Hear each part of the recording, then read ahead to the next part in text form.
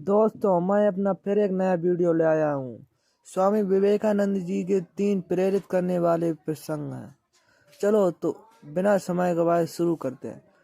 पहला है, लक्ष्य पर ध्यान लगाओ। स्वामी विवेकानंद अमेरिका में भ्रमण कर रहे थे। एक जगह में गुजरते हुए उन्होंने पुल पर खड़े कुछ लड़कों को नदी में तैर अंडे के छिलकों पर बंदूक से निशाना लगाते देखा।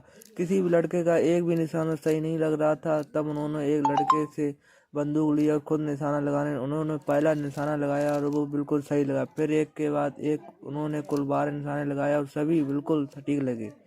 ये देख लड़के दंग रह गए और उनसे पूछा, भला आप ये कैसे कर लेते हैं?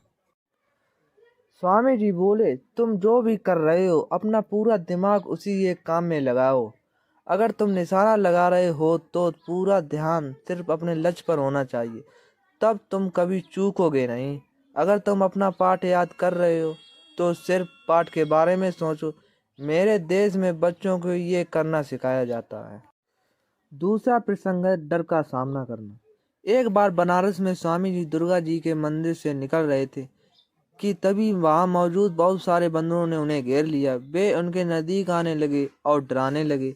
स्वामी जी भयभीत हो गए और खुद को बचाने के लिए दौड़कर भागने लगे, पर बंदर तो मानो पीछे ही पड़ गए और वे उन्हें दौड़ाने लगे।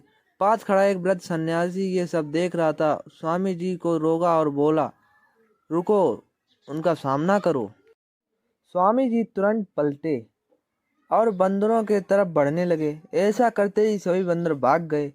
इस घटना से स्वामी जी को एक गंभीर सीख मिली और कई सालों बाद उन्होंने एक संबोधन में कहा भी, यदि तुम कभी किसी चीज से भयभीत हो तो उससे भागो मत, पलटो और सामना करो।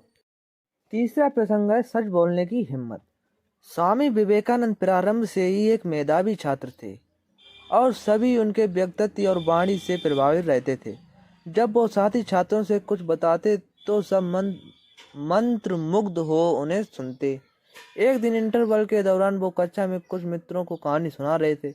सभी उनकी बातें सुनने में इतने मग्न थे कि उन्हें पता ही नहीं चला कि कब मास्टर जी कक्षा में आए और पढ़ाना शुरू कर दिया। मास्टर जी ने अभी पढ़ाना शुरू किया ही था कि उन्हें एक फुसफुसाहट सुनाई दी। कौन बात कर रहा है? उन्होंने तेज आवाज में पूछा। सभी ने स्वामी जी और उनके साथ बैठे छात्रों की तरफ इशारा कर दिया। मास्टर जी तुरंत क्रोधित हो गए। उन्होंने तुरंत उन छात्रों को बुलाया और पाठ में संबंधित एक प्रश्न पूछने लगे। जब कोई भी उत्तर ना दे सका तब अंत में मास्टर जी ने स्वामी जी से भी पूछा, पर स्वामी जी तो मानो सब कुछ पहले से ही जानते थे। उन्होंने आसानी से उत्तर दे दिया। यह देख उन्हें यकीन हो गया कि स्वामी जी पाठ पर ध्यान दे रहे थे और बाकी छात्र बातचीत में लगे हुए थे। फिर क्या था, उन्होंने स्वामी जी को छोड़ दिया और सभी को बेंच पर खड़े होने की सजा दे दी। सभी छात्र एक एक करके बेंच पर खड़े होने लगे। स्वामी जी ने भी यही किया। तब मास्टर जी बोले, नरेंद्र, स्वामी विवेकानंद, तुम बैठ जाओ। नहीं सर, मुझे भी खड़ा होना होगा, क्योंकि वो मैं ही था जो इन छात्रों से बात कर रहा था, स्वामी जी ने आग्रह किया।